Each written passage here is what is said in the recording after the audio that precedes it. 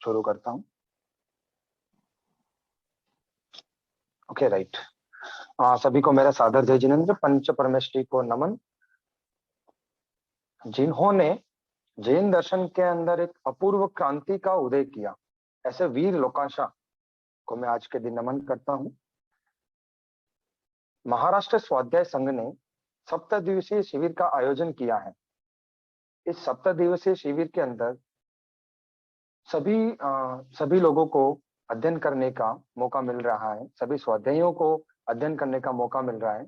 इस प्रकार से हमारा जलगांव पढ़ाने के लिए जाना होता है और वहां के लोगों का ज्ञान के प्रति जो अहोभाव देखने को मिलता है, उस अहोभाव को समझ करके महाराष्ट्र जैन स्वाध्याय संघ ने 7 दिवसीय शिविर रखा गया है। उसमें महाराष्ट्र जैन स्वाध्याय संघ को बहुत बहुत आभार, बहुत बहुत धन्यवाद ज्ञापित करना चाहता हूँ कि मुझे भी इस शिविर में अध्यापन सेवा का मौका दिया, उसके लिए बहुत बहुत धन्यवाद।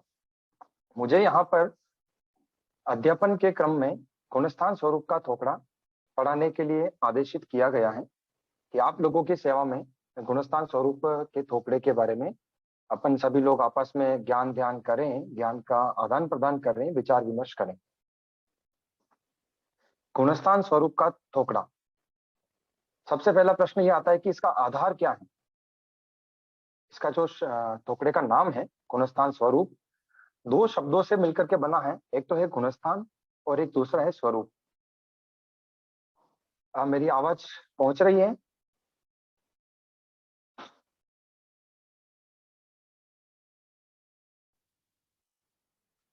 ओके।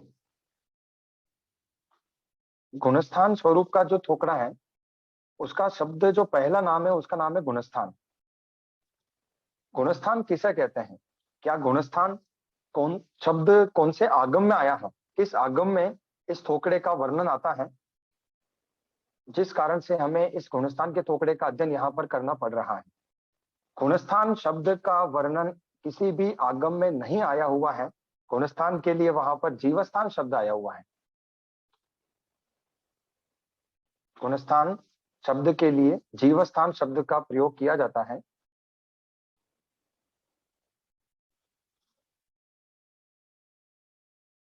मेरा वॉल्यूम वैसे फुल है। गुणस्थान का थोकड़ा, सबसे पहले हम ये थोड़ी सी चर्चा कर लें कि थोकड़ा किसे कहते हैं, हमको थोकड़ा पढ़ना अनिवार्य क्यों होता है। आगम, सभी लोग आगम के लिए जोर देते हैं कि आगम का अध्ययन करना चाहिए। हम थोकड़े को लेकर के बैठे हैं, थोकड़े का अध्ययन क्यों करना चाहिए, किसी को पता है? सभी लोग अध्ययन मूल रूप से जानते हैं कि थोकड़ा भी एक आगम का ही रूप है, उसी में से संकलन किया हुआ है। थोकड़े का अध्ययन करने से अंश रूप से आगम का अध्ययन तो हो ही जाता है, इसीलिए अपने को एक थोकड़े का अध्ययन करते हुए भी अपन आगम का अध्ययन कर सकते हैं। स्वाध्याय अपना हो ही रहा है, थोकड़े का अध्ययन करते हुए स्वाध्याय भी एक रूप से हो जाता है। अब गुणस्थान कहते किसको है, अपन इस बात पे आते हैं। गुणस्थान जो है, अगर संधि विच्छेद आदि इसमें ध्यान देवे तो गुण और स्थान, 2 शब्द पे अपन चर्चा कर सकते हैं कि गुण और स्थान। सभी जने, मैं आपसे सभी से एक निवेदन कर लूं, हाथ में एक पेन और कॉपी अपने पास रखें। उसके पश्चात आपको जो भी चीज आपको लगती है कि हाँ मुझे इसको नोट करना चाहिए, उसको नोट करें। और आपको लगता है कि ये प्रश्न पूछना चाहिए तो वो प्रश्न आप चैट बॉक्स के अंदर डाल सकते हैं, ताकि जब भी बाद में अवसर मिलेगा तो उसका आंसर आप लोगों को कर दिया जाएगा। आपने देखा होगा आमतौर पर जब भी आप किसी ट्रेन में बैठने के लिए जाते हैं, रेलवे ब्रिज के ऊपर चढ़ते हैं, वहां पर देखते हैं कुछ लोग तो ऊपर चढ़ रहे होते हैं और कुछ लोग नीचे उतर रहे होते हैं। तो वहां पे उन लोगों को एकदम रोक दिया जाए कि आप लोग सभी यहाँ पर रुक जाओ और आप देखो कि आपकी सीढ़ी पे खड़े हुए हो, तो सब लोगों के अलग अलग आंसर आएंगे कि कोई 4 जने पहली सीढ़ी पे हैं, 10 जने 15वीं सीढ़ी पे हैं, कुछ जने 9वीं सीढ़ी पे हैं। ये चेक करने का थर्मामीटर हो गया एक तरीके से। गुणस्थान जो है व्यक्ति के भावों को चेक करने का थर्मामीटर है कि अभी उसके भाव कौन से चल रहे हैं। क्या वो सम्यक दृष्टि पन्ने में है, क्या वो मिथ्यात्व पन्ने में है, क्या वो मिश्र पन्ने में है, किस रूप से। एक जैन दर्शन में एक थर्मामीटर का अगर इसको संज्ञा दी जाए तो भी कोई अतिशयोक्ति नहीं होगी कि जीव के अध्यवसायों को चेक करने का थर्मामीटर गुणस्थान है। एक प्रकार की स्टेज है कि जीव अभी अपने अध्यवसाय को सिक्योर करके किस जगह है, क्या वो नीचे गिर रहा है, पथोन्मुखी है, या फिर वो ऊर्ध्वमुखी है। या फिर वो आगे बढ़ रहा है। गुणस्थान सभी व्यक्तियों को 25 बोल, लघु दंडक, इन थोकड़े के पश्चात गुणस्थान का थोकड़ा मूल रूप से गहनता से अच्छे से आना चाहिए। अपने जीवन के अंदर हमने भौतिक का अध्ययन बहुत सारा कर लिया और बहुत कर रहे हैं, बहुत सारा पैसा भी कमा लिया होगा लोगों ने, और कोरोना टाइम पे देख लिया कि पैसा क्या चीज है और भौतिक अध्ययन कितना काम आ रहा है, सब लोग जानते हैं। ये आध्यात्मिक जो ज्ञान है वो ही आगे चलने वाला है। ज्ञान का थोकड़ा चलता है तो वहां पर स्पष्ट रूप से बोलते हैं कि इहुभविक परभविक कौन है, तो बोलते हैं ज्ञान क्या है, इहुभविक भी है, परभविक भी है, तदुभविक भी है।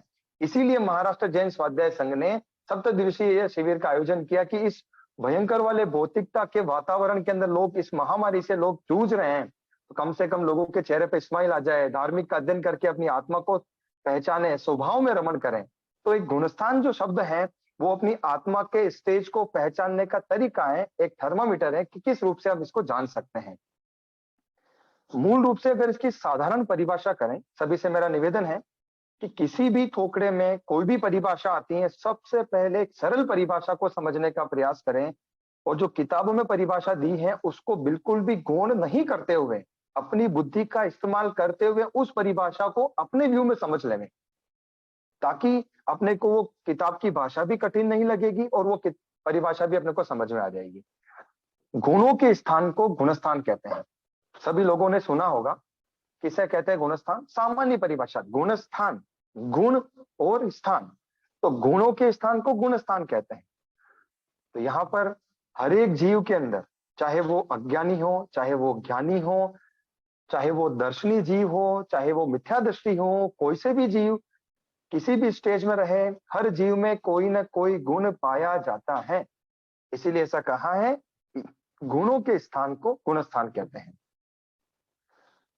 और अगर इसकी परिभाषा अपन आगे और गहराई में करना चाहें तो गुणस्थान किसे कहते हैं? गुण किस में होते हैं? मूल रूप से गुण जीव में होते हैं। जीव में कौन से गुण होते हैं? तो ऐसा बताया कि जीव में ज्ञान, दर्शन और चारित्र, ये 3 प्रकार के गुण होते हैं। कभी कभी क्या होता है, जीव का चारित्र का पालन करने की बहुत ज्यादा इच्छा करती है, कभी ज्ञान सीखने की इच्छा करती है, कभी एकदम ऐसा होता है कि श्रद्धा भक्ति इतनी बढ़ रही होती है कि आंखें बंद करके ध्यान लगा के बैठने का मन करता है। उसमें ना तो ज्ञान सीखने का मन कर रहा है, ना चारित्र का मन कर रहा है। उस समय श्रद्धा भक्ति बहुत बढ़ती है। और कभी कभी इन तीनों में मन नहीं लगता है, बहुत कम होती जाती है। कभी कभी ये ऊपर उत्कर्ष की तरफ बढ़ता है, कभी जीव के भाव अपकर्ष की तरफ बढ़ते हैं। इसी को गुणस्थान कहते हैं। जीव के ज्ञान, दर्शन, चारित्र, ये जो 3 गुण हैं, इन गुणों में शुद्धि होती है, कभी अशुद्धि होती है, कभी उत्कर्ष होता है, कभी अपकर्ष होता है। एक और शब्द यूज करते हैं, तरतम भाव। तर का मतलब होता है तैरना। जब भी व्यक्ति तैरेगा ना तो वो ऊपर ही आता है, और तम का मतलब होता है अंधकार, वो अंदर डूबेगा। यानी शुद्धि अशुद्धि कह दो, उत्कर्ष अपकर्ष कह दो, या तरतमता कह दो, ये सभी क्या कहलाता है? इसको गुणस्थान कहते हैं। जीव के ज्ञान, दर्शन, चारित्र आदि गुणों में शुद्धि अशुद्धि, उत्कर्ष अपकर्ष को गुणस्थान कहते हैं। सामान्य रूप से गुणस्थानों को किसी भागों में बांटा जाए तो इसको अपन एक शब्द में बांट दिया पहले, तो गुणस्थान, जिसके 14 भेद होते हैं। अगर इनको 2 भागों में बांटा जाए तो अपन ऐसा कह सकते हैं कि सकषाई और अकषाई। अगर 2 शब्द अगर अपन ने बोल दिया कि सकषाई है,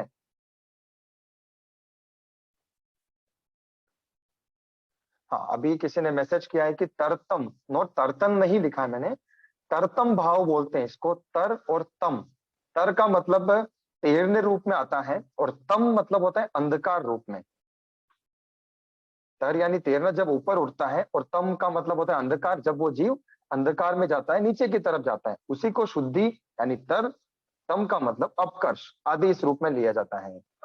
अपने बात चल रही थी, गुणस्थानों को हम सामान्य रूप से 2 भागों में बांट सकते हैं। पहला भाग तो बता दिया, सकषाई, यानी ऐसे जीव जो कषाय करने वाले होते हैं वो सब एक श्रेणी में आ जाते हैं। और एक बताया अकषाई, यानी वो जीव जो कषाय से रहित होते हैं। इन 2 भागों में पूरे गुणस्थान को अपन बांट सकते हैं। और अपन और प्रयास करें तो प्रमाद करने वाले जीव और प्रमाद नहीं करने वाले जीव, वो भी 2 भागों में बांट सकते हैं।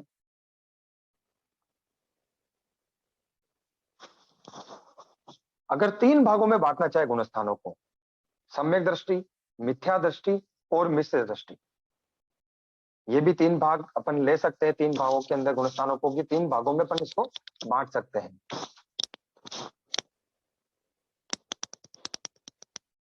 मेरी आवाज आ रही है क्या? क्योंकि किसी किसी के मैसेज आ रहे हैं कि आवाज थोड़ी सी तेज करनी है। आवाज ऑलरेडी तेज कर चुका हूँ। आवाज तो बराबर आ रही है। वैसे या किसी तो किसी उनका स्लो पे रखा हुआ होगा। ओके राइट, हाँ हाँ हाँ। जिस किसी भी महानुभाव का आपका वॉल्यूम आपका आप कम सुना रही है तो प्लीज आप अपना फोन चेक करें एक बार कि आपकी वॉल्यूम तो कहीं कम नहीं है, क्योंकि मैंने पूरी वॉल्यूम कर दी है मेरी तरफ से। तो आप लोग थोड़ी सी अपना वॉल्यूम पे देखें। जी थैंक यू। अपनी बात चल रही है गुणस्थानों की, तो गुणस्थानों को अनेक रूप से द्वारों में बांट दिया गया है। गुणस्थानों को द्वार में बांट दिया है। उसके द्वार निम्न रूप से बताए कि 29 द्वारों में गुणस्थान को बांट बांट रखा है। तो सबसे पहला द्वार जो बताया है गुणस्थान का नाम द्वार बता रखा है कि जिस चीज का अपन अध्ययन करने जा रहे हैं, जिस चीज के बारे में गहनता से जानना है, अरे उसका नाम क्या है? तो उसके नाम तो सभी लोगों को पता है, क्योंकि गुणस्थान का अध्ययन करने के लिए आए हैं और उसके पहले गम्मा के थोपड़े का कुछ अध्ययन किया है। तो इतना तो मैं समझता हूँ कि 25 बोल के 11वां बोल भी पढ़ा ही होगा। तो 25 बोल का जो 11वां बोल है वो उसका नाम क्या है? गुणस्थान 14, यानी 14 गुणस्थान बता रखे हैं। मुझे रिपीट करने की आवश्यकता नहीं है, क्योंकि जब जब एक एक गुणस्थान का नाम लिया जाएगा तब उसका नाम आ जाएगा। तो पहले गुणस्थान का नाम बताया मिथ्यात्व गुणस्थान। उसके पहले मैं आपको एक चीज बता दूं कि गुणस्थान और स्वरूप, उसके साथ में एक शब्द लिया है गुणस्थान स्वरूप। स्वरूप किसे कहा जाता है? कि जिन गुणस्थानों का अपन विवेचन कर रहे हैं, जिन गुणस्थानों के बारे में मुझे जानना है, मुझे ये भी चेक करना है कि गुणस्थान होते कितने हैं और मुझ में कौन सा गुणस्थान हो सकता है। वर्तमान में केवल ज्ञानी नहीं है, लेकिन फिर भी अपने खुद के मन के भावों को हम तो जानते ही हैं कि मेरे भाव कितने अच्छे हैं, कितने बिगड़ रहे हैं। कोई दूसरा नहीं जान पाए, लेकिन मैं तो इस चीज को जान सकता हूं कि मेरी स्टेज क्या है। यानी उस गुणस्थानों के बारे में अध्ययन करना कि उसमें परिचय कितने होते हैं, उन गुणस्थानों में कर्मों का कितना बंध होता है, कितने कर्मों का उदय होता है, पूरे समूचे रूप से उसका स्वरूप का अध्ययन करना। इसलिए थोकड़े का नाम क्या बता दिया साहब? गुणस्थान स्वरूप। अब अपन गुणस्थान स्वरूप का जो पहला द्वार है उसका है नाम द्वार। उसके नाम बता दिए मिथ्यात्व गुणस्थान, शास्वादन गुणस्थान आदि। सभी जनों को ध्यान में है। मुझे नाम बताने की आवश्यकता नहीं है, और जैसे जैसे आगे लक्षण द्वार चलेगा तो उसमें नाम का विवेचन आ जाएगा। अभी दूसरा द्वार अपन शुरू करते हैं जिसका नाम है लक्षण द्वार। लक्षण किसे कहते हैं? सबसे पहले अपन लक्षण द्वार में वर्णन क्या चलेगा तो इसके बारे में थोड़ा सा मैं आपको प्रकाश डाल दूं। लक्षण द्वार के अंदर गुणस्थानों की परिभाषाएं चलती हैं। पहले से लेकर के 14 गुणस्थान की परिभाषा क्या है, उस गुणस्थानों का फल क्या है, उस गुणस्थान की आराधना करेंगे तो जीव काल करके कहाँ जाएगा, वो सभी इन गुणस्थानों के अंदर चलता है, उसको लक्षण कहते हैं। लेकिन लक्षण किसे कहते हैं? सबसे बड़ी बात तो ये होती है कि अपन जानते हैं क्या कि लक्षण किसे कहते हैं। आप थोड़ा सा आंसर करने का प्रयास करें कि लक्षण किसे कहते हैं, किस किस को आता है। देखिए चैट बॉक्स में डालें, कोई भी अनम्यूट करके बोले नहीं। लक्षण किसे कहते हैं? किसी को ध्यान हो तो वो डाल सकते हैं। Okay, quality. दूसरा आंसर है नेचर। तीसरा आया पहचान। ओके, बहुत बढ़िया। क्वालिटी आदि ये आंसर चल रहा है। ओके, गुण, राइट। स्वभाव, स्वभाव नेचर सेम है, ये लक्षण के नहीं है, फिर भी आपको बताया। मेरा एक आप सभी लोगों से निवेदन है कि जो भी प्रश्न पूछा जाता है, किसी व्यक्ति ने अगर 25 बोल भी नहीं पढ़ा हो, उसको नवकार मंत्र भी नहीं आता हो, तो भी उसकी बुद्धि में आंसर तो जरूर आएगा कि इसका आंसर क्या हो सकता है। मेरे हिसाब से इसका आंसर ये हो सकता है। बिल्कुल उसका आंसर देने का प्रयास करें। लक्षण कहलाता है असाधारण गुण। बिल्कुल जिसने भी गुण का शब्द लिखा है बिल्कुल सही है, लेकिन लक्षण के लिए शब्द यूज करते हैं असाधारण गुण को लक्षण कहा जाता है। सभी जने नोट आउट कर लें और ये अच्छे से याद रखना है। कभी भी जब भी अवसर पड़े तो परिभाषा आपको बतानी है। लक्षण की परिभाषा, असाधारण गुण को लक्षण कहते हैं। किसी ने जवाब दिया भी विशेष गुण, बिल्कुल सही आंसर है आपका, बहुत बहुत धन्यवाद। ऐसा लगता है कि आप बिल्कुल ध्यान से तन्मयता से सुन रहे हैं। मनोयोग को बिल्कुल स्थिर करते हुए सुनेंगे तो गुणस्थान स्वरूप आप लोगों को आराम से समझ में आ जाए। असाधारण गुण को लक्षण कहते हैं। तो हम लोग अभी यही अध्ययन करेंगे कि मिथ्यात्व गुणस्थान का, शाश्वतन गुणस्थान का असाधारण गुण क्या है, वो ही उसका लक्षण कहलाएगा, वो ही लक्षण द्वार के रूप में परिलक्षित होगा। अब अपन आते हैं पहले गुणस्थान के ऊपर, जिसका नाम है मिथ्यात्व गुणस्थान। सभी जने आराम से पूरी मस्ती से अध्ययन करें, एकदम मस्त होकर के अध्ययन करें, बिल्कुल कोरोना को दिमाग से निकाल देवे, घर के बाहर है, अपने कमरे में कहीं नहीं आ रहा है, एकदम अच्छे से अध्ययन करें। मस्ती का मतलब ये होता है कि जो विषय चल रहा है उसमें पूरे के पूरे इन्वॉल्व होकर के, डूब करके अध्ययन करना है, ये होता है इसका मस्ती का डेफिनेशन। अपनी बात चल रही मिथ्यात्व गुणस्थान किसे कहते हैं, उसका लक्षण क्या है। तो मिथ्यात्व गुणस्थान के बारे में सभी लोग लगभग जानते ही हैं। मिथ्यात्व गुणस्थान, पहले अपन मिथ्यात्व शब्द को क्लियर करेंगे। मिथ्यात्व के बारे में कौन क्या जानते हैं, बहुत लोगों ने व्याख्यान में भी सुना होगा, सब लोग जानते हैं कि मिथ्यात्व क्या चीज है। कुदेव, कुगुरु, कुधर्म को मानना, कुशास्त्र आदि का अध्ययन करना, उस पर श्रद्धा रखना, वो मिथ्यात्व कहलाता है। मिथ्यात्व अपने आप में एक बहुत बड़ा ग्रंथ है, एक बहुत बड़ा विषय है। अगर मिथ्यात्व और संकेत की विवक्षा की जाए तो महीने भर तक वो खत्म विषय नहीं हो सकता। लेकिन अपने को सामान्य रूप से, अपने को गुणस्थान स्वरूप का एक छोटा सा पार्ट है मिथ्यात्व, उसको लेकर के चलना है। तो सामान्य रूप से अपन इसका अध्ययन करेंगे। देव गुरु धर्म पर विपरीत श्रद्धा करना मिथ्यात्व कहलाता है। सुनीता जी जैन ने बताया इसका आंसर, बहुत बढ़िया। किसी ने पूछा है कि पहला द्वार कौन सा है, तो शायद आप लेट ज्वाइन हुए होंगे या फिर आपका ध्यान नहीं होगा, इसके लिए निवेदन कर दूं। पहला द्वार है नाम द्वार। गुणस्थान स्वरूप का पहला द्वार है नाम द्वार।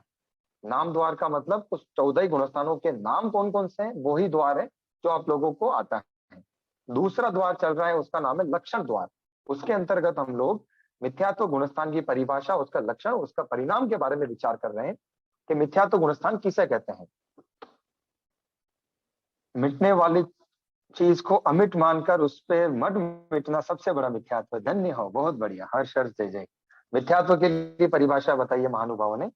अपन बात कर रहे हैं मिथ्यात्व के लिए, बताते हैं विपरीत श्रद्धान करना, वो मिथ्यात्व कहलाता है। थोड़ा सा इस पर डिस्कशन करना चाहेंगे कि विपरीत श्रद्धान करना, इसका मतलब ये होता है क्या कि एक व्यक्ति सम्यक दृष्टि है, एक व्यक्ति मिथ्या दृष्टि है, वो अपने समकित के एंगल से किसी गाय को देख रहा है, वो एक मिथ्या दृष्टि अपने मिथ्यात्व के एंगल से किसी गाय को देख रहा है।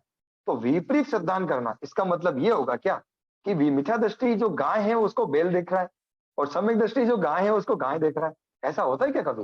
नयनतारा भाई जी बिल्कुल सिर हिला रहे हैं, नाम में सिर हिला रहे हैं। मुझे अच्छे से ध्यान में आ रहा है कि बिल्कुल इसका आंसर नहीं में है कि ऐसा नहीं है। सम्यक दृष्टि भी उस गाय को गाय ही देखेगा, मिथ्या दृष्टि भी उस गाय को गाय ही देखेगा।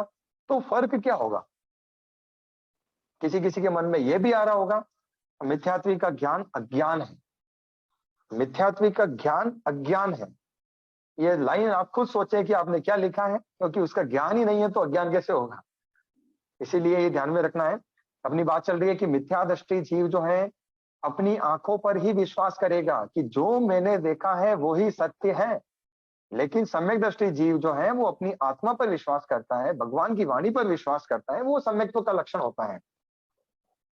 बात इतनी सी है, श्रद्धा सहित वो उस गाय को गाय जानेगा, और वो बिना श्रद्धा के सकषायी रूप से अनंतानुबंधी के उदय से उस गाय को जानेगा। उस फर्क इतना ही है। अज्ञान दशा मिथ्यात्व है, बिल्कुल सही आंसर है आपका मनीष जी। अब अगली बात अपन करते हैं मिथ्यात्व गुणस्थान। मिथ्यात्व गुणस्थान के बारे में कि जो जीव मिथ्या दृष्टि है, जो मिथ्यात्व में रचे पचे हैं, वो आगे जाकर के किस रूप से, उनका परिणाम क्या होता है, मिथ्यात्व की आराधना किस प्रकार होती है।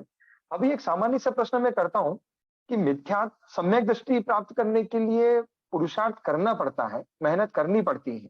क्या मिथ्यात्व को प्राप्त करने के लिए भी मेहनत करनी पड़ती है क्या?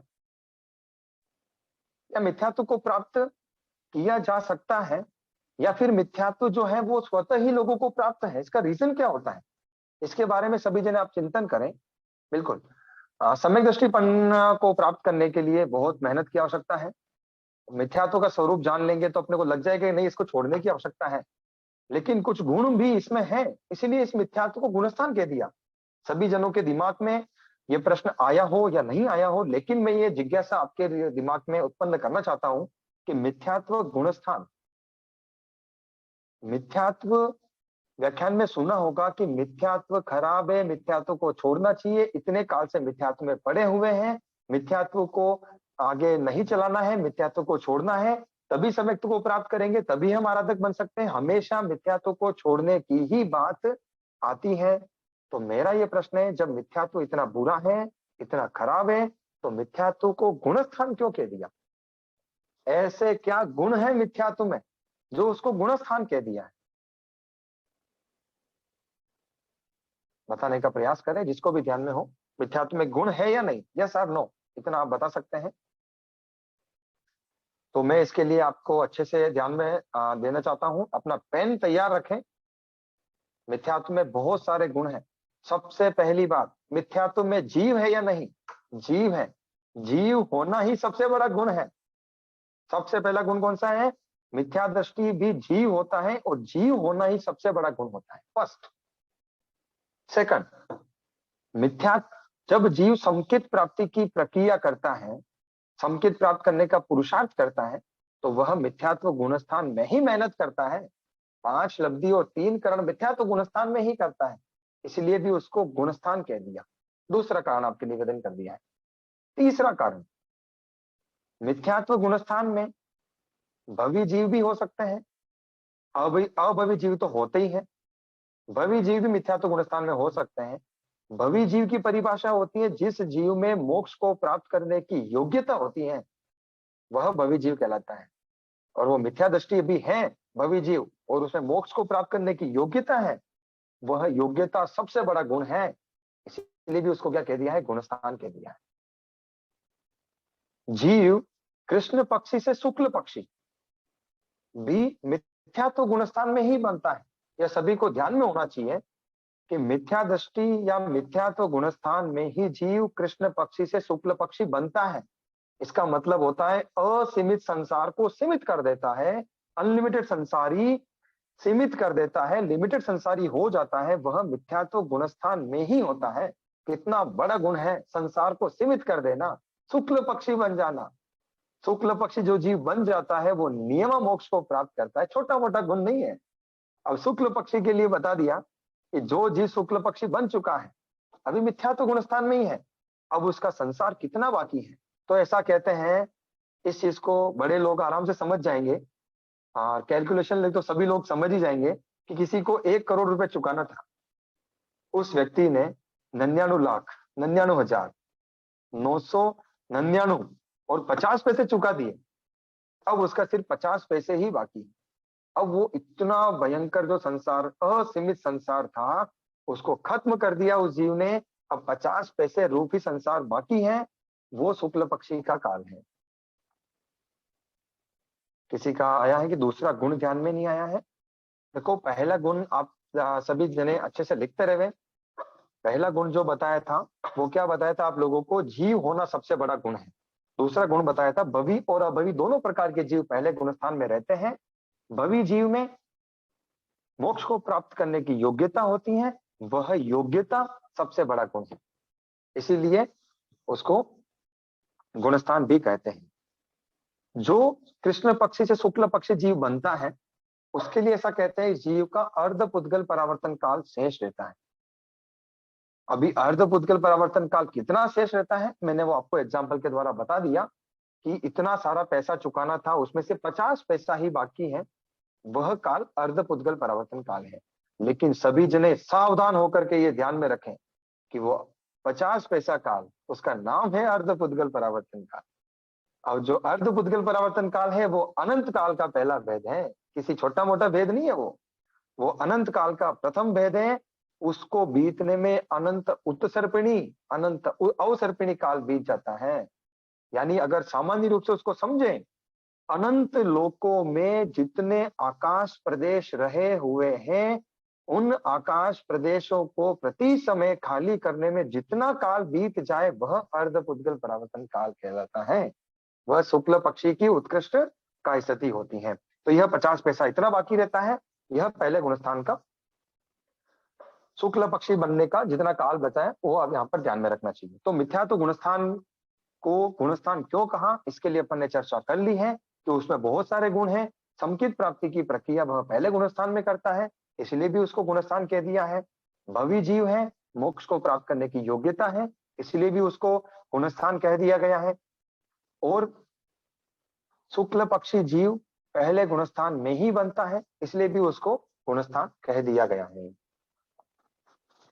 अब आगे बताया है कि पहले गुणस्थान जो है मिथ्यात्व गुणस्थान, उस गुणस्थान के अंदर जीव कितने, पहले गुणस्थान जो मिथ्यात्व गुणस्थान है उसमें रहा हुआ जीव कितनी गतियों में जा सकता है, इसका जो फल बताते हैं। फल के लिए ऐसा कहते हैं कि कर्म रूपी जो दंडा है ना, उसकी मार व्यक्ति को जब पड़ती है तो व्यक्ति जीव जो है वो गेंद रूपी बन जाता है, और वो चारों गति में भ्रमण करता रहता है, कभी नारकी में, कभी तिरंच में, कभी मनुष्य में, तो कभी देव गति के अंदर काल करता रहता है। इस प्रकार से बताया पहले गुणस्थान में रहा हुआ जीव इस प्रकार से आगे चारों गति में परिभ्रमण करता रहता है। अब यहाँ पर कुछ शब्द मैंने बोले थे, भवी और अभवी जीव, जो दो शब्द बोले थे, इनके लिए थोड़ा सा इस पर व्यक्ति को, जिस भी व्यक्ति को कुछ समझ में नहीं आवे, वो चैट बॉक्स के अंदर अपना कुछ प्रश्न डाल देवे, ताकि मुझे ध्यान में आ जाएगा कि आप लोग को कुछ बता रहे हैं।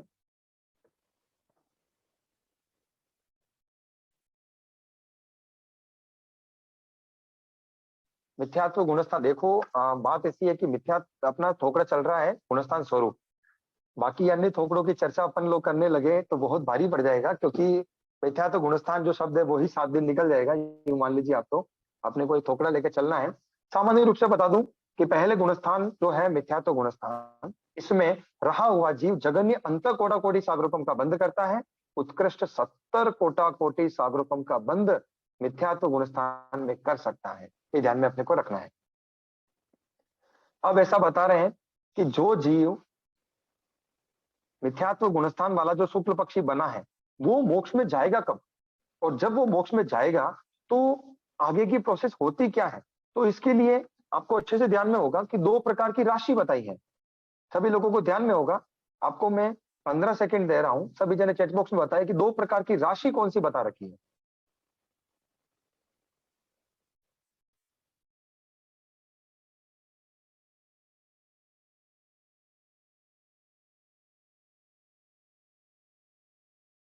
हाँ, जैसे 2-3 जनों के आंसर आए हैं कि जीव राशि और अजीव राशि।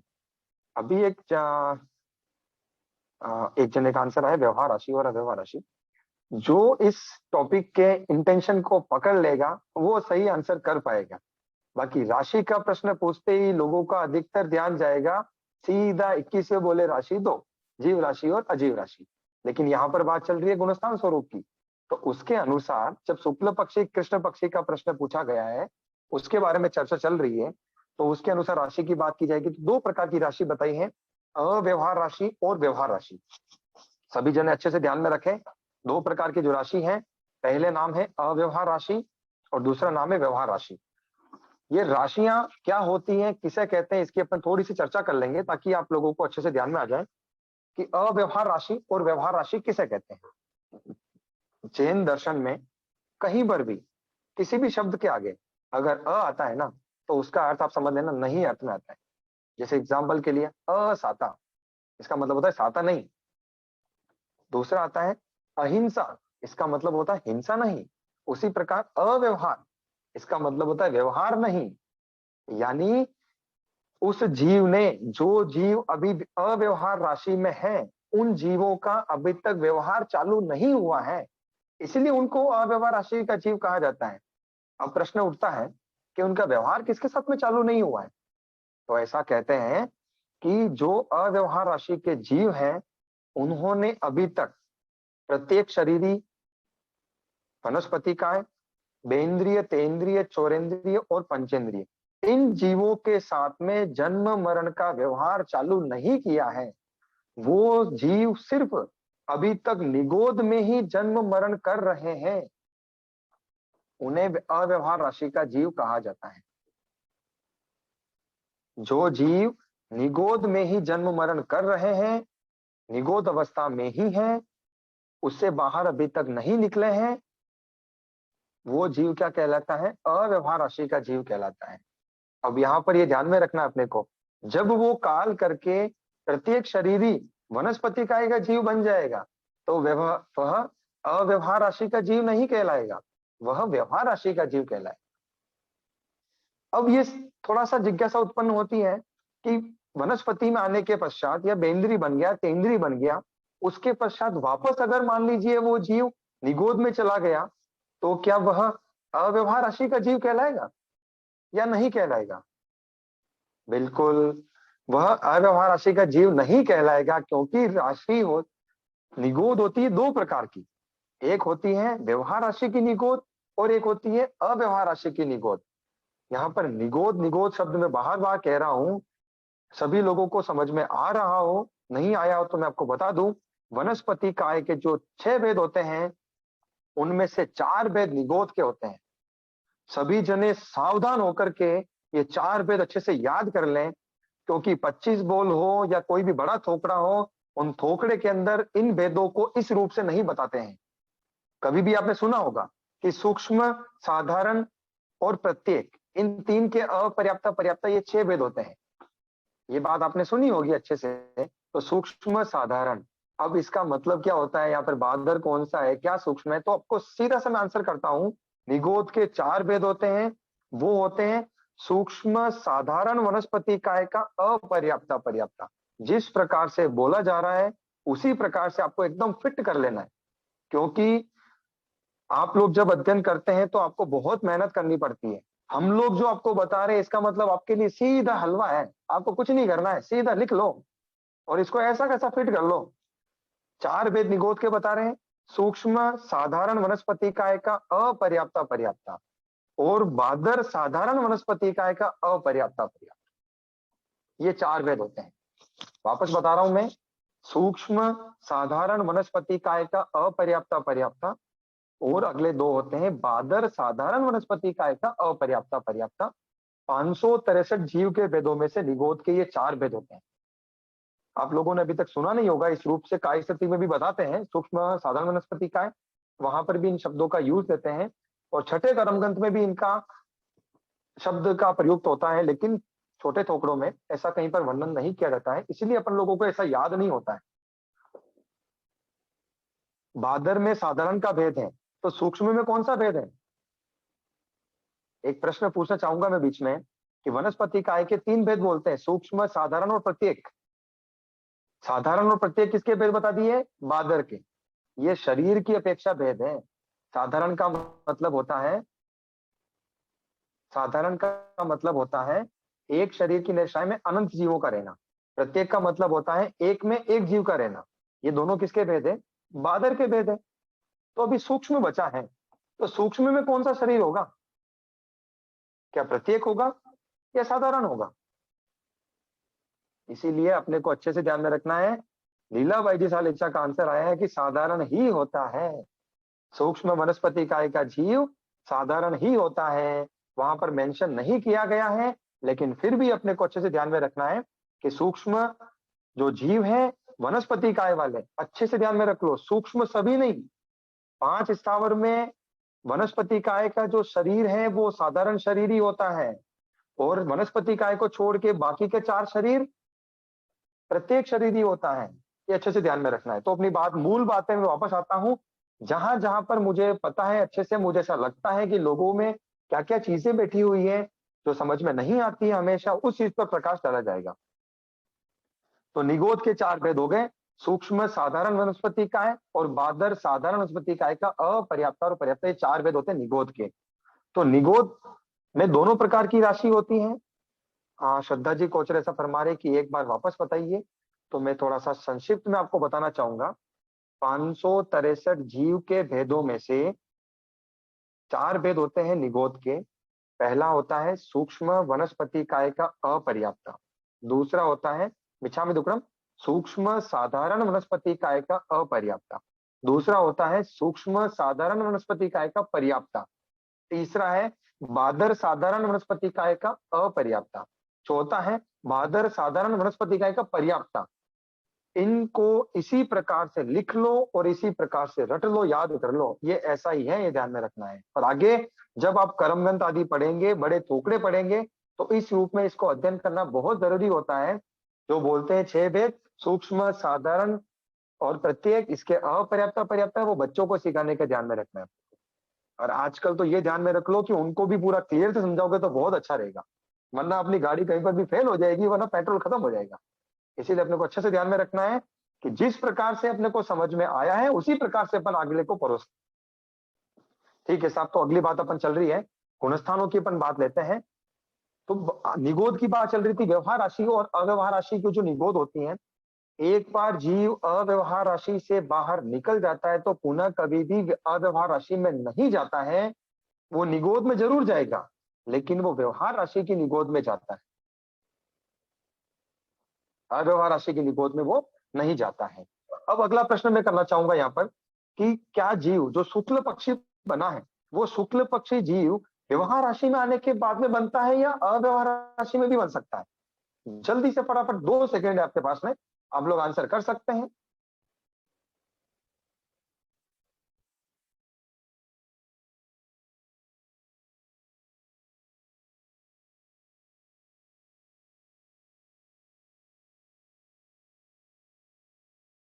ओके, किसी का आंसर आ रहा है व्यवहार राशि, किसी का व्यवहार राशि। अनेक लोगों के आंसर व्यवहार राशि आ रहे हैं, लेकिन आपको मैं एक सा निवेदन कर दूं कि शुक्ल पक्षी जीव व्यवहार और अव्यवहार दोनों राशियों में बन सकता है, कोई बाधा वाली बात नहीं है। अच्छे से याद कर लो, अच्छे से फिट कर लो दिमाग के अंदर कि शुक्ल पक्षी का मतलब होता है कि सिर्फ संसार को सीमित करना, उसके लिए उसने एक्स्ट्रा कुछ कार्य नहीं किया है। संसार को सीमित जीव अव्यवहार राशि में भी कर सकता है, और शुक्ल पक्षी पन्ने का अधिकांश काल वो अव्यवहार राशि में भी खपा सकता है। उसको खपाने के पश्चात वह व्यवहार राशि में आकर के जल्दी से मोक्ष भी जा सकता है। इसको इस तरह से आप ध्यान में रखें।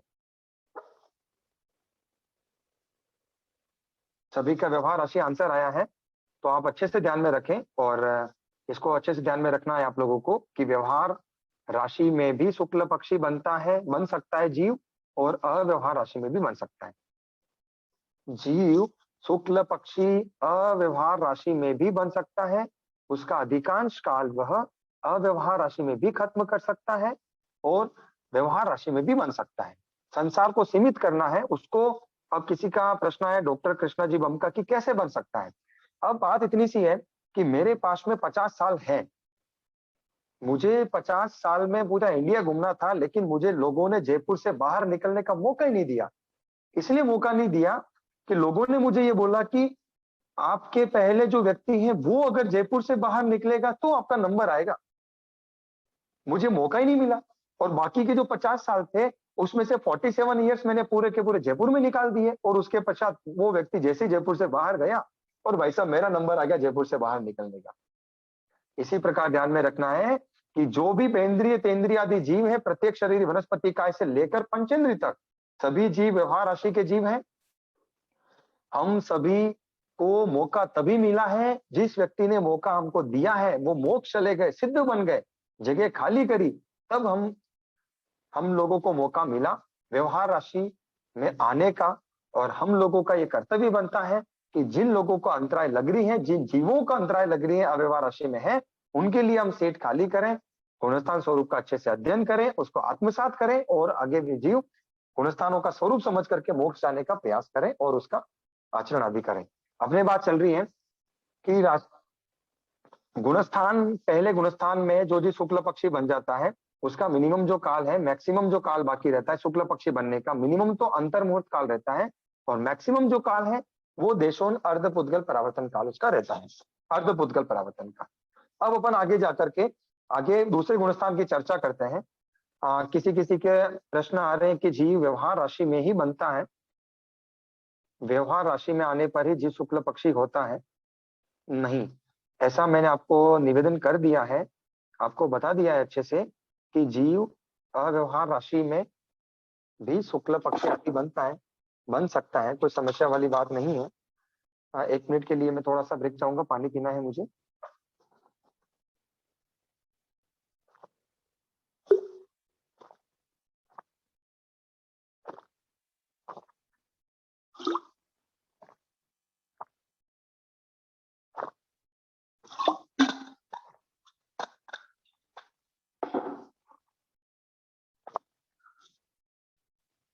हाँ जी, अब अपने बात चलेगी गुणस्थानों की। जिस प्रकार से आप लोगों को समझ में आ रहा है मेरी कोई स्पीड स्लो करनी हो, या आप लोगों को जहां पर भी समझ में नहीं आवे, आप लोग मुझे बता सकते हैं मैसेज के द्वारा कि अगर मैं फास्ट बोल रहा हूँ, धीरे बोलना है, तो भी आप लोग मुझे अच्छे से बता सकते हैं। किसी का लास्ट प्रश्न आया है? ओके, निगोद 2 है क्या?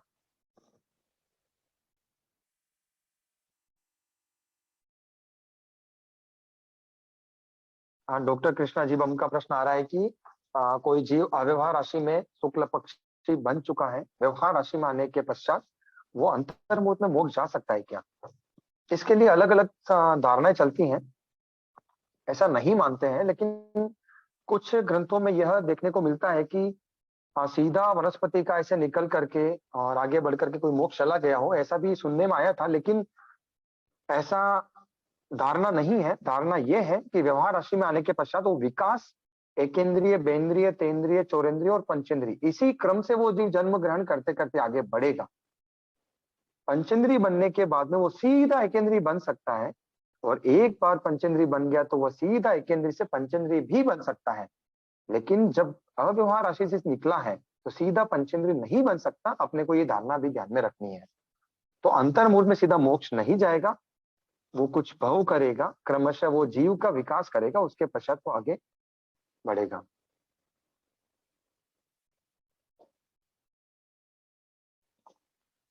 किसी के प्रश्न आ रहे हैं, बहुत सारे प्रश्न आ रहे हैं, लेकिन अभी जीव व्यवहार राशि में आने पर भी शुक्ल पक्षी नहीं हो, यह संभव है। ऐसा संभव है क्या? ओके, ऐसा प्रश्न है कि जीव व्यवहार राशि में आने के पश्चात भी, बिल्कुल संभव है कि व्यवहार राशि में आने के पश्चात में जीव शुक्ल पक्षी नहीं हो, यह भी संभव है, बिल्कुल हो सकता है। व्यवहार राशि में आने के पश्चात इसके बारे में अपन चर्चा करेंगे, वो शुक्ल पक्षी बनेगा ही बनेगा। उसको सभी व्यवहार राशि के जीव मोक्ष जाएंगे जरूरी है क्या? लेकिन ऐसा बोलते हैं कि जो जीव व्यवहार राशि में आ चुका है वो जीव नियमा मोक्ष जाता ही है, इसलिए वो शुक्ल पक्षी बनेगा ही बनेगा। आपको ये लोग ध्यान में रखना अच्छे से। अब अपन आगे चर्चा करते हैं। दूसरा जो गुणस्थान है, शाश्वतन गुणस्थान, आप लोगों का रेस्पॉन्स देख करके, आप लोगों के प्रश्न देख करके मन गदगद हो रहा है। ये समय तो बहुत कम पड़ जाएगा आप लोगों के प्रश्न का आंसर करते करते। आप लोग इसी प्रकार से आप आगे ध्यान में रखिए, इस प्रकार से अध्ययन करते रहिए। जितना अपन लोगों से चर्चा आपसी हो पाएगी उतना अपन लोग प्रयास करेंगे।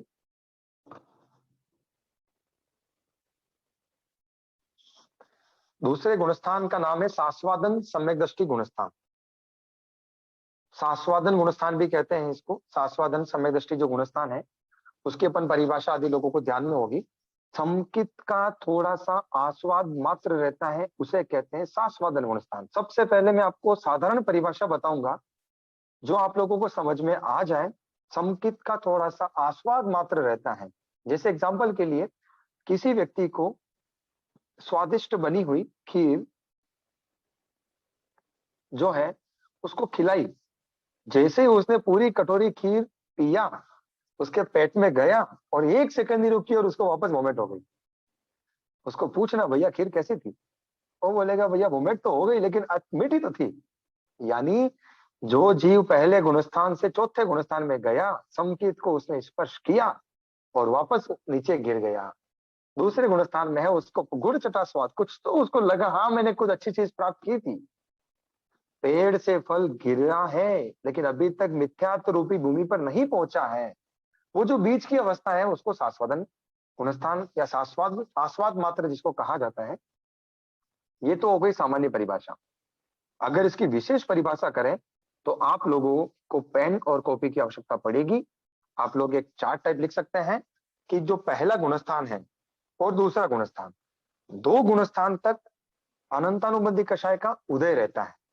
अच्छे से ध्यान में है, जो जो लोग कर्म ग्रंथ पढ़ते हैं, जिन लोगों को ध्यान में है, अधिकांश लोगों को पता होगा, अनंतानुबंधी कषाय का उदय 2 गुणस्थान तक होता है। मैं आपको पूरी साइंटिफिकली परिभाषा बता रहा हूं। जो किताब में परिभाषा दी है उसको दिमाग में फिट कैसे करना, ये आप तरीका सीख लीजिए।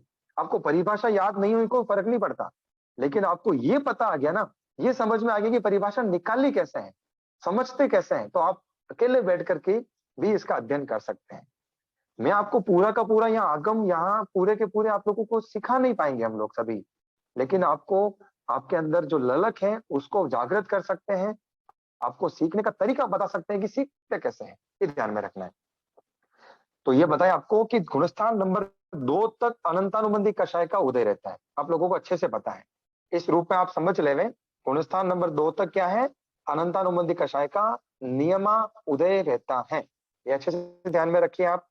पहले गुणस्थान में मिथ्यात्व रहता है, तीसरे गुणस्थान में मिश्र का उदय रहता है, चौथे गुणस्थान से जो ऊपर है उसमें समकित मोहनी का उदय रहता है। यानी अगर अपन बात करें तो अनंतानुबंधी तो 2 तक रह गई। अनंतानुबंधी का उदय कहां तक है, 2 गुणस्थान तक है। मिथ्यात्व का उदय पहले गुणस्थान में है, मिश्र का उदय तीसरे गुणस्थान में है, और समकित मोहनी का उदय चौथे से ऊपर आदि गुणस्थानों में है, 4 से लेकर के 7 तक है। अब मैं आपको एक निवेदन करता हूं, जो जीव समकित को प्राप्त किया, अब परिभाषा अपने आप निकलेगी, आप ध्यान रखना, सभी सचेत रहना, सावधान रहना, परिभाषा अपने आप आएगी, आप देखिए। समकित की प्राप्ति करने के पश्चात जीव नीचे गिरा, सीधा दूसरे गुणस्थान की बॉर्डर को टच कर लिया। अब आपको स्टार्टिंग में बोला था कि 2 गुणस्थान तक अनंतानुबंधी का क्या रहता है, उदय रहता है। अब जैसे ही दूसरे गुणस्थान की बॉर्डर को टच किया, किसका उदय आ गया, अनंतानुबंधी कषाय का उदय आ गया। अभी ये प्रश्न मैं आपसे पूछता हूं कि दूसरे गुणस्थान को जिस जीव ने टच किया है ऊपर से गिर करके, क्या उसके मिश्र मोहनी का उदय आया? तो आप बताएंगे नहीं आया, क्योंकि उसका उदय तीसरे में है। क्या मिथ्यात्व का उदय आया? नहीं आया, क्योंकि उसका उदय पहले गुणस्थान में है। समकित मोहनी का उदय आया? नहीं आया, क्योंकि उसके 4 से 7 तक उदय रहता है। अब इन तीनों का उदय नहीं आया है, उदय किसका आया है, अनंतानुबंधी कषाय का। अब परिभाषा अपने आप बनती देखिए आप, कि उपशम सम्यक दृष्टि, जो उपशम समय दृष्टि होगा वो गिरेगा तभी दूसरे में आएगा, ये अच्छे से आप ध्यान में रखें। दूसरे गुणस्थान में जो गिरने वाला जीव है उपशम समय दृष्टि वाला ही होगा, वही दूसरे में आता है। अब भी ध्यान में रखिए, जो जीव दूसरे गुणस्थान की बॉर्डर को टच किया है उसके अनंतानुबंधी कषाय का उदय आ चुका है। तो परिभाषा क्या बोलेंगे, उपशम सम्यक दृष्टि के अनंतानुबंधी कषाय का तो उदय हो जाए, लेकिन दर्शन मोहनीय त्रिक का उपशम कायम रहने से सम्यक की जो मात्र जो अवस्था रहती है उसे सास्वादन गुणस्थान कहते हैं। सास्वादन, समकित का थोड़ा सा आस्वादन इज इक्वल टू सास्वादन। चौथे से गिरा, सेकंड में टच किया, 4 का उदय अनंतानुबंधी कषाय का, मिश्र मोहनी है, समकित मोहनी है और मिथ्यात्व मोहनी, इन तीनों का उपशम है। वापस परिभाषा बोल रहा हूं आपको मैं,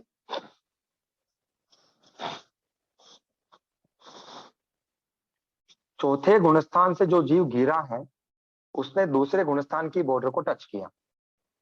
बिल्कुल आपका आदेश का पालन किया जाएगा। थोड़ा सा स्लो बोलने का प्रयास करता हूँ, कोई बात नहीं।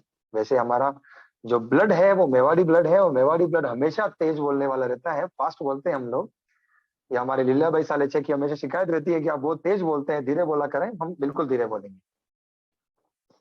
हाँ जी, अब निवेदन कर देता हूँ मैं आपसे कि जो जीव चौथे गुणस्थान से नीचे गिरा है, दूसरे गुणस्थान की बॉर्डर को टच किया है, यानी दूसरे गुणस्थान में प्रवेश कर लिया है उस जीव ने, तो आप लोगों को मैंने पहले निवेदन किया था कि अनंतानुबंधी कषाय का उदय पहले और दूसरे दोनों गुणस्थान में रहता है। अब जैसे ही वो दूसरे गुणस्थान में आया तो उसके अनंतानुबंधी का उदय हो गया। आप ऐसा लिखिए, उपसम सम्यक दृष्टि जीव के अनंतानुबंधी कषाय का उदय होने पर, उदय क्यों हुआ, क्योंकि वो चौथे से गिरा और दूसरे में आया, इसलिए उदय हुआ। ध्यान में आ गया अच्छे से, क्योंकि वो चौथे से गिरा दूसरे में आया इसलिए उसके उदय हुआ है। तो उपसम सम्यक दृष्टि जीव के अनंतानुबंधी कषाय का उदय होने पर, अभी दूसरे गुणस्थान में जीव है, वहां पर मिथ्या तो नहीं है, अपन आगम की अपेक्षा थोकड़ा पढ़ रहे हैं, कर्म ग्रंथ की अपेक्षा उसमें अज्ञान मानते हैं, लेकिन आगमकार उसको ज्ञान रूपी मानते हैं। तो यहाँ पर एक चीज ध्यान में रखनी है कि दूसरे गुणस्थान में जीव है उसके मिथ्यात्व का उदय नहीं है, मिश्र मोहनी का उदय नहीं है क्योंकि वो तीसरे में आता है, समकित मोहनी का उदय नहीं है क्योंकि वो 4 से 7 तक रहता है। इन तीनों का उपशम बता दिया, यानी उपशम सम्यक दृष्टि जीव जो ऊपर से गिरा है, उस उपशम सम्यक दृष्टि जो जीव है ना, उसके शब्द से ही क्लियर है उपसम समय दृष्टि का मतलब ही यही होता है कि जिस जीव के दर्शन मोहनीय त्रिक के उपशम की नियमा रहती है वही उपसम सम्यक दृष्टि होता है। उपसम सम्यक दृष्टि किसे कहना? जिस जीव के दर्शन मोहनी त्रिक के उपशम की नियमा रहती है वही उपसम सम्यक दृष्टि होता है। यानी सम्यक मोहनीय, मिथ्यात्व मोहनीय और मिश्र मोहनीय, इन तीनों का उपशम कायम रहता है। तभी वो सेकंड गुणस्थान में पहुंचा। 3 का उसके उपशम में, 4 का उदय आ गया। अब मैं आपको परिभाषा बोल देता हूं। उपसम सम्यक दृष्टि से गिरने वाले जीव के अनंतानुबंधी कषाय का उदय होने से वह दर्शन मोहनीय त्रिक का उपशम कायम रहने से समकित की जो आस्वाद मात्र की अवस्था रहती है उसे सास्वादन गुणस्थान कहते हैं। और यह जो गुणस्थान है, उपसम सम्यक दृष्टि का जो जिस जीव को प्राप्ति होती है, किसी का कुछ प्रश्न आ रहा है?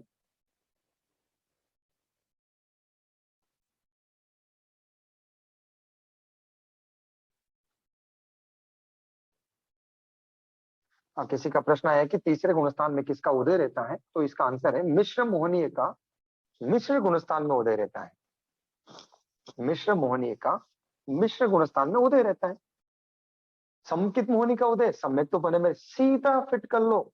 समकित मोहनी का उदय सम्यक तो पने में रहता है, गुणस्थान नंबर 4 to 7। मिश्र मोहनी का उदय मिश्र गुणस्थान में रहेगा। मिथ्यात्व मोहनी का उदय मिथ्यात्व गुणस्थान में रहेगा। इतना सरल है, कुछ भी कठिन नहीं है। एकदम सरल तरीके से अपने को अध्ययन करना है। डेफिनेशन रिपेक्ट दो अनंतानुबंधी कषाय उपसम सम्यक के अनंतानुबंधी कषाय का उदय हो जाए किंतु दर्शन मोहनी त्रिक के उपशम कायम रहे, उसमें जो समकित की आस्वाद मात्र की जो अवस्था रहती है उसे सास्वादन गुणस्थान कहते हैं। आप लोगों को परिभाषा आदि लिखने में समस्या आती है तो सभी जने कल से गुणस्थान स्वरूप की बुक अपने पास रखें। आप उसमें सीधा अंडरलाइन कर लें, क्योंकि सेम परिभाषा किताब में दी हुई है। और उपशम मीन्स, ऐसा बोल रहे हैं सोनाल जी बिरयानी कि उपशम किसे कहते हैं? उपशम का सामान्य अर्थ समझ लीजिए, दबाना। सयोपशम का मतलब होता है कम करना। किसी व्यक्ति को 100% गुस्सा आता है, बहुत तेज गुस्सा आता है, उसको बोला कि भैया पूरे गुस्से को शांत कर दे, 100% गुस्से को शांत कर दिया उसने, उसको बोलते हैं अपन उपशम। पूरे के पूरा नाश कर देना, उसको बोल देते हैं क्षय, उसको बोलते हैं क्षय। और गुस्से को 98% करना, 97% करना, उसको बोलते हैं सयोपशम। पापों को दबाना उपशम कहलाता है, पापों का नाश कर देना क्षय कहलाता है, और पापों को कुछ कम करना यह सयोपशम कहलाता है। आपके पास में हो सकेगा तो मैं पीडीएफ गुणस्थान स्वरूप का अगर मिल जाएगा तो आप लोगों को भिजवाने का प्रयास रहेंगे। और आप इंटरनेट आदि से भी डाउनलोड कर सकते हैं। गुणस्थान स्वरूप की बुक आदि आप लोगों को मिल सकती है, बिल्कुल मिल जाएगी। गुणस्थान स्वरूप की आपको बुक मिल सकती है। और अपन अगला बात करते हैं दूसरे गुणस्थान के लिए। ऐसा आपने पूरी बात कर ली है कि दूसरा गुणस्थान जो है उपसम सम्यक दृष्टि जो है, ओके, ऐसा आ चुका है कि पीडीएफ वो लोग भेज देंगे। अब अपन बात करते हैं, 5 मिनट क्लास का रहा है, आप लोगों को जैसा भी हो आप बता दीजिएगा। तीसरे गुणस्थान का नाम है सम्यक मिथ्या दृष्टि, मिश्र गुणस्थान। उसकी आज अपन परिभाषा कर लेते हैं, आप लोगों को ध्यान में आ जाएगा। मिश्र गुणस्थान किसे कहते हैं या सम्यक मिथ्या दृष्टि गुणस्थान किसे कहते हैं? इसके लिए अधिकांश शिविरों में भी हम लोग परिभाषा बताते हैं। मिश्र दृष्टि किसे कहा जाता है? मैं कितने ही शिविरों में गया, मुझे अधिकांश इसका आंसर ऐसा मिलता है कि जो सम्यक्त्व और मिथ्यात्व दोनों समकित भी होती है, मिथ्यात्व भी होता है, तो उसको मिश्र कहा जाता है, ऐसा हमको सुनने को मिलता है। अब भगवान का कथन तो यह है कि जीव एक समय में एक ही काम करता है। या तो सम्यक दृष्टि बने में रहेगा तो वो सम्यक दृष्टि कहलाएगा, अगर वो मिथ्यात्व में रहेगा तो वो मिथ्या दृष्टि कहलाएगा। इसका मतलब यह हुआ कि मिश्र दृष्टि में दोनों नहीं होता है, कुछ अलग अवस्था होती है। इसीलिए यह ध्यान में रखना है कि जो मिश्र दृष्टि है उसकी परिभाषा क्या है, तो आप एक शब्द लिख लें, अनिर्णयात्मक अवस्था। मैं वापस 2-3 बार बोल दूंगा, आप लिख लीजिए अच्छे से। अनिर्णयात्मक अवस्था। जिसको ये शब्द समझ में नहीं आ रहा हो वो ऐसा लिख सकते हैं, अनिर्णय की स्थिति।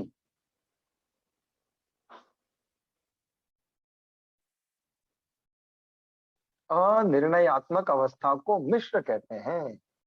यानी मिश्र अनिर्णय की स्थिति है। इसमें बहुत सारी जिज्ञासाएं हैं जो लोगों को उठती हैं, बहुत सारी इसमें जिज्ञासाएं आती है, जो कंफ्यूज हो जाता है जीव। क्लैरिटी की जो अवस्था होती है, क्लियरेंस की जो अवस्था है, वो 2 प्रकार की होती है। एक तो होता है मिथ्यात्व, एकदम क्लियर है, सम्यक दृष्टि बना है, एकदम क्लियर है। लेकिन जो कंफ्यूज हो गया है वो मिश्र गुणस्थान, यानी जीव चौथे गुणस्थान में गया और कंफ्यूज हो गया, अब तीसरे में आ चुका है। और तीसरे गुणस्थान में आकर के उसको ये लग रहा है कि अब मुझे मिथ्यात्व में जाना है कि मुझे समकित में जाना है। जब तक इस बात का वह निर्णय नहीं कर लेता, जब तक वह कंफ्यूजन की अवस्था में रहता है, वो मिश्र गुणस्थान कहलाता है, उसे अनिर्णय की स्थिति कहते हैं। और कंफ्यूज्ड अवस्था में जीव कभी काल नहीं करता है, ये ध्यान में रखना अच्छे से। इसीलिए बोलते हैं मिश्र अवस्था में जीव कभी काल नहीं करता। व्यक्ति जब कंफ्यूज्ड होगा ना, पैदा भी नहीं होता है। इसीलिए बोलते हैं मिश्र गुणस्थान में जीव पैदा नहीं होता है। और इसका दूसरा कारण भी है, क्यों जन्म नहीं लेता वहां पर, इसलिए जन्म नहीं लेता है क्योंकि कंफ्यूज कौन होता है, जो पहले किसी वस्तु का अध्ययन किया हो, यानी जिसने संकेत की प्राप्ति करी है, मिथ्यात्व को छोड़ा है, और अब उसके स्वरूप के बारे में उसको जिज्ञासा उत्पन्न हो गई और कंफ्यूज हो गया कि मतलब दोनों चीजें है क्या। यानी उसने पहले, उसके मन था, वो ही कंफ्यूज होगा। बिना मन वाले कंफ्यूज नहीं होते, वो एकदम क्लियर रहते हैं मिथ्यात्व गुणस्थान, वो कंफ्यूज नहीं होते कभी।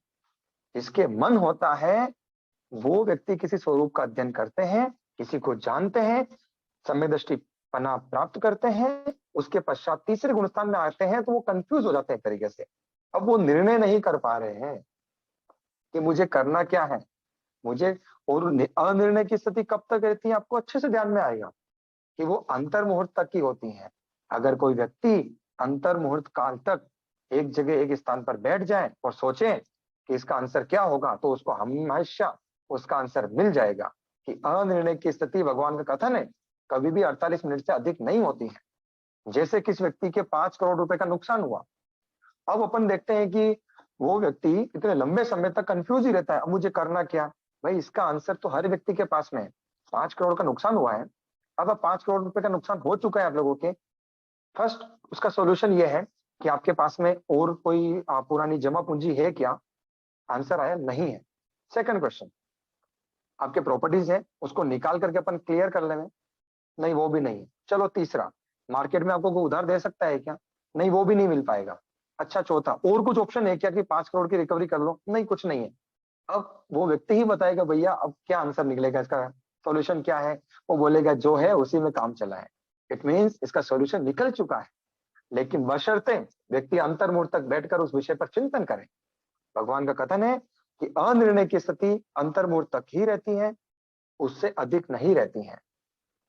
अंतर्मुहूर्त अवस्था तक ही अनिर्णय की स्थिति रहती है। तीसरे गुणस्थान का नाम है मिश्र गुणस्थान, मिश्रित अवस्था है।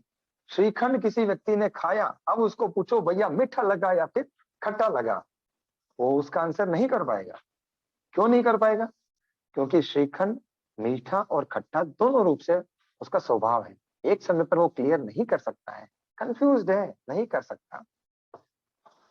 मिश्र गुणस्थान के लिए जो जीव रहता है, उस जीव को न तो भगवान के प्रति श्रद्धा हो पाती है, न भगवान के वचनों के प्रति उसको अश्रद्धा होती है। न तो श्रद्धा है, न उनके प्रति अश्रद्धा है कि वीतराग जो वाणी है वो एकांत सत्य है, ऐसी भी उसको श्रद्धा नहीं होती। एकांत असत्य है, ऐसी भी उसको अश्रद्धा नहीं होती। एक जो कैट है, बिल्ली है, एक दीवार पर आकर खड़ी हो गई, इधर कुआं है, इधर खाई, कहाँ जाकर गिरेगी, और वो निर्णय क्या करेगी कि मुझे कहाँ गिरना है। यही मिश्र अवस्था है।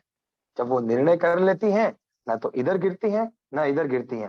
जिस प्रकार से वो आई थी, या तो वो आगे जाएगी या वो पीछे मुड़ के वापस अपने जीवन को बचा लेगी। ये ध्यान में रखना है अपने को।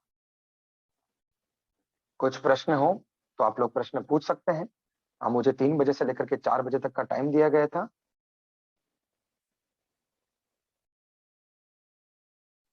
अंतर मुहूर्त कुछ प्रश्न हो आप लोग प्रश्न पूछ सकते हैं। अपना म्यूट जो आपने कर रखा था माइक्रोफोन आप अनम्यूट कर सकते हैं और आप लोग इस प्रश्न की आदि जिज्ञासा हो आप लोगों को तो अपन प्रश्न चर्चा कर सकते हैं। मैं नेहा जी से निवेदन करूंगा। नेहा जी अपन प्रश्न चर्चा का सेशन रूप किस प्रकार से आगे लेना है थोड़ा सा आपको इसका विवेचन बता दीजिए हमको। कोई प्रश्न पूछना चाहता है तो पूछ सकते हैं, पर एक बात अपन इसमें ये करें कि जो बीच बीच में मैसेज जो डाल रहे हैं बहुत सुंदर, सबको बहुत सुंदर लग रहा है, ये बहुत अच्छी बात है। पर जब आप बीच में मैसेज डालते हो सब उसको पढ़ने में लग जाते हैं तो वो थोड़ा डिस्ट्रैक्शन हो रहा है। और प्रश्न भी आप हो सके जहां तक कि लास्ट में करेंगे तो ज्यादा बेटर होगा। एक बार आप समझ ले और लास्ट में अपन चाहे तो 10-15 मिनट प्रश्न के लिए दे देंगे। अभी किसी को कुछ भी जिज्ञासा है तो पूछ सकते हैं, कोई दिक्कत नहीं। जी आपकी जो भी जिज्ञासा है आप करके लोग अपने आप पूछ लीजिए।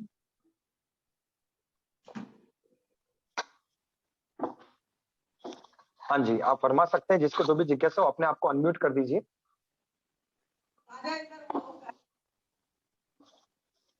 हाँ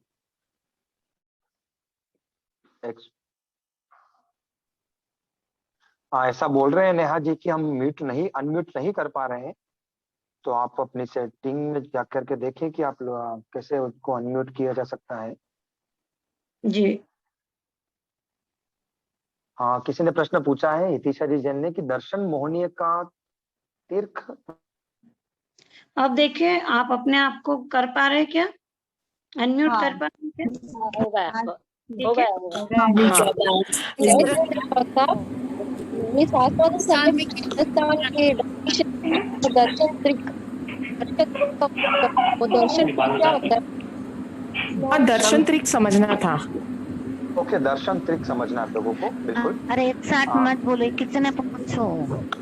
आप देख लो आप लोगों ने प्रश्न पूछ लिया है आप इसका आराम से आंसर सुनिए। दर्शन त्रिक किसे कहते हैं? सामान्य सा है। आपने बहुत अच्छा समझाया। नहीं इसकी बिल्कुल आवश्यकता नहीं है और मैं जो बता रहा हूँ उसका आंसर सुने प्लीज सबको डिस्टर्ब हो जाएगा। कर्म प्रकृति के थोकड़े में जब मोहनीय कर्म की विवक्षा की जाती है तो मोहनीय कर्म के दो भेद बोलते हैं। एक तो होता है दर्शन मोहनीय और एक होता है चारित्र मोहनीय। दर्शन मोहनीय की जो 3 भेद बताए हैं अच्छे से सुनिए। जिसके भी ये फैन की कूलर की जो आवाज आ रही है वो अपने आप को अनम्यूट कर देवे प्लीज। और जब आपको प्रश्न सुनना है प्रश्न पूछना है तभी आप अपने आप को अनम्यूट कर करके प्रश्न पूछे वरना आप अपने आप को म्यूट कर सकते हैं वापस। पुनः आप लोगों से निवेदन है। जी यस आपने बहुत अच्छा किया धन्यवाद आपको। दर्शन मोहनीय के 3 भेद होते हैं। पहला होता है मिथ्यात्व मोहनी, दूसरा है समकित मोहनी, तीसरा है मिश्र मोहनी। इसको दर्शन मोहनी त्रिक कहा जाता है। त्रिक का मतलब होता है 3। त्रिक का मतलब होता है 3। दर्शन समकित मोहनी है, मिथ्यात्व मोहनी और मिश्र मोहनी, इन तीनों का उपशम कर देना वो बात है यहाँ पर। और कोई जिज्ञासा हो तो आप पूछ सकते हैं। जय जिनेंद्र का नाम पुकारा जाएगा। व्यक्ति के भाव व्यवसाय को क्या चेक करने का क्या बताया था आपने? एक को बुलाया जाएगा। गुणस्थान स्वरूप। हाँ जी गुणस्थान व्यक्ति के भावों को अध्यवसाय को चेक करने का आगे क्या परिभाषा क्या बताई थी थोड़ा सा प्लीज रिपीट करें। ओके गुणस्थान जो है जैन दर्शन में जो गुणस्थान है वो एक प्रकार का थर्मामीटर है। जीवों के अध्यवसायों को जीवों के भावों को चेक करने का कि उसकी अभी स्टेज क्या है, वो अभी किस स्थान पर है। वो साधु है लेकिन साधु में भी 6 से लेकर के 14 गुणस्थान है। क्या वो प्रमादी साधु है या वो अप्रमादी साधु है? अगर प्रमादी साधु है तो वो 6ठे गुणस्थान में है, अगर वो अप्रमादी है तो वो 7वें से 14 तक है। तो इस प्रकार से अध्यवसाय उसके कौन से हैं? अगर वो अप्रमत्त अवस्था में है लेकिन उसके समसमयवर्ती जीवों के भावों में भिन्नता है तो वो 8वें गुणस्थान में है। यानी गुणस्थानों को ये अपन जो विषय है समय आने पर इसकी पूरी परिभाषाएं अपन लोग करेंगे। अभी इतना ध्यान में रखना है कि गुणस्थान जो है एक प्रकार से थर्मामीटर का काम करता है जीव अभी इन 14 गुणस्थानों में से किस गुणस्थान में है, इसको चेक करने का, उसके अध्यवसायों को चेक करने का थर्मोमीटर है। ये ध्यान में रखना है आपको। हाँ धर्मेंद्र जी, हाँ धर्मेंद्र जी, यस। हाँ सुनिए। जय जिनेंद्र जी, जय जी ये अंतर मुहूर्त कितने टाइम का होता है? 47 मिनट। कितनी बार विश्व पुरस्कार आ सकता है एक में? आपका लास्ट लाइन समझ में नहीं आया। पहला बोला अंतर मुहूर्त कितने कैसा क्या होता है? टाइम का होता है। हाँ जी। अंतर मुहूर्त के लिए देखो, बिल्कुल फिट कर लो आप अच्छे से। जिसने प्रश्न पूछा है या जिसको प्रश्न पूछना है वो ही अपने आप को अनम्यूट करे प्लीज। आपसे हाथ जोड़ के निवेदन है, क्योंकि मेरे को बहुत ज्यादा आवाज आ रही है कूलर आगे की, कूलर की आवाज आ रही है, समझ में नहीं आ पाएगा। अंतर मुहूर्त के लिए आप लोग समझ लीजिए, एक मुहूर्त होता है। हाँ। एक मुहूर्त जो होता है वो कहाँ से कहाँ तक होता है? ऐसा कहते हैं कि एक मुहूर्त एक समय से लेकर के 48 मिनट का एक मुहूर्त होता है। एक समय से लेकर के मिनट तक का, स्टार्टिंग से लेकर के मैं एंडिंग तक की बात कर रहा हूँ, ये ध्यान में रखना अच्छे से। ठीक है साहब? एक स्टार्टिंग एक समय से है, क्योंकि समय को, काल को मापने की सबसे छोटी जो इकाई होती है वो समय कहलाती है। एक समय से लेकर के 48 मिनट तक का एक मुहूर्त होता है। अब बात आपने पूछी अंतर मुहूर्त की, इसका मतलब होगा मुहूर्त के अंदर की बात है। तो फर्स्ट छोड़ दो, लास्ट छोड़ दो, वो पूरा अंतर मुहूर्त हो जाएगा। जैसे एक समय से स्टार्ट किया अपन ने, उसको छोड़ दीजिए। आगे क्या आया? दो समय। दो समय से लेकर के 48 मिनट में एक समय कम का होता है अंतर मुहूर्त। एक समय कम का? यस यस बिल्कुल। दो समय से लेकर के 48 मिनट में एक समय कम का अंतर मुहूर्त होता है, ये ध्यान में रखिए। डॉक्टर करिश्मा जी, बम करिश्मा जी हैं, वो फरमाना चाहते हैं कुछ प्रश्न। ये जिसके भी कूलर चल रहा है प्लीज वो अपने आप को अनम्यूट म्यूट कर दे प्लीज, निवेदन है। हाँ जी सर, आवाज आ रही है, बिल्कुल आदेश करिए। मेरा एक प्रश्न है, आपने बोला था कि अव्यवहार राशि निगोद में भी जीव शुक्ल पक्षी हो सकता है। हाँ जी, आप दो जने, आप एक्चुअली दो जने प्रश्न पूछ रहे हैं। हाँ, एक तो एक जना। हाँ आप फरमाइए, आपका नाम क्या है साहब? आप नाम फरमाइए। डॉक्टर करिश्मा बम। हाँ डॉक्टर करिश्मा जी, आप फरमाइए साहब, बिल्कुल फरमाइए साहब। तो आपने बोला था कि अव्यवहार राशि में जीव शुक्ल पक्षी हो सकता है। ठीक, अगर वो वहां शुक्ल पक्षी हो गया और व्यवहार राशि में आ गया तो फिर उसका जगन्य काल तो अंतर मुहूर्त रहता है, फिर वो उतने अंतर मुहूर्त में कैसे सब हो सकता है? ओके, राइट राइट राइट, बहुत अच्छा प्रश्न है। बहुत बहुत धन्यवाद आपको। सभी लोगों की जिज्ञासा शांत हो जाएगी इससे। जघन्य काल का मतलब क्या होता है कि मिनिमम काल उसका अंतर मुहूर्त बाकी है। इसका मतलब ये होता है कि उसने बहुत सारा काल तो भोग लिया है, ये ध्यान में रखना है। हाँ। अब उसका अंतर मुहूर्त ही बाकी है।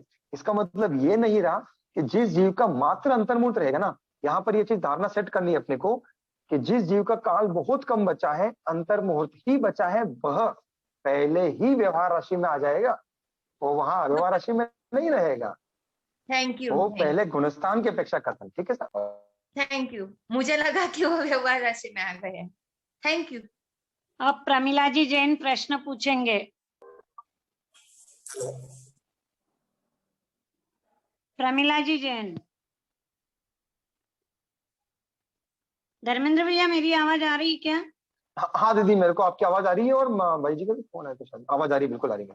ये मैं एक एक नाम लेती हूँ जिन जिन के हाथ खड़े हैं और वो ही बोले क्या करते हैं। ठीक है ठीक है, ठीक सर बिल्कुल। तो अब प्रमिला जी जैन, अन्यथा वो नहीं आ रहे तो लीला सिपानी। दीदी मेरा हो गया। ओके। हाँ जी मेरा हो गया। पुराना का भी हो गया। हाँ जी।